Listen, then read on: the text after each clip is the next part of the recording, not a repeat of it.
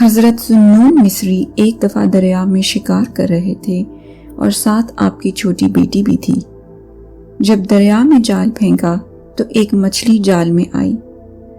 بچی نے اس مچھلی کو پکڑنے کا ارادہ کیا تو دیکھا کہ وہ مچھلی اپنے دونوں ہونٹ ہلا رہی ہے، تو چھوٹی بچی نے اسے دریا میں واپس پھینک دیا۔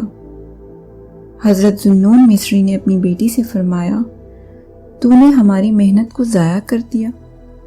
بچی نے عرض کیا، جو چیز اللہ کا ذکر کرتی ہو میں اسے کھانے کے لیے راضی نہیں ہوں۔ حضرت ذوالنون مصری نے فرمایا، اے بیٹی اب ہم کیا کریں؟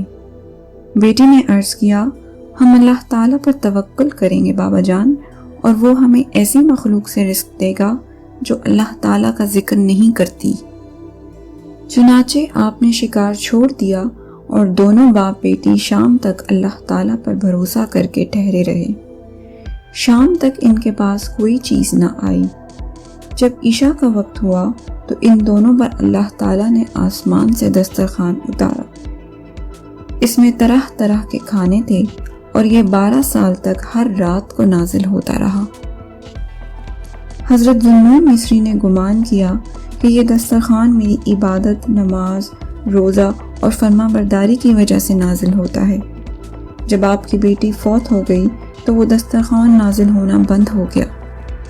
تب آپ کو معلوم ہوا کہ دسترخوان تو بیٹی کی وجہ سے اترتا تھا، نہ کہ میری وجہ سے۔ جو اللہ تعالیٰ پر توکل کرتا ہے، اللہ تعالیٰ اس کو وہاں سے رزق پہنچاتا ہے جہاں سے اس کو گمان بھی نہ ہو۔ اس حکایت سے ہمیں یہ بھی سبق ملتا ہے کہ جو بھی اچھا انسان کے ساتھ ہوتا ہے وہ اس کی محنت کا نہیں، اللہ کے فضل کا کمال ہے۔ بس محنت کرنا تو ہم پر فرض کر دی گئی ہے۔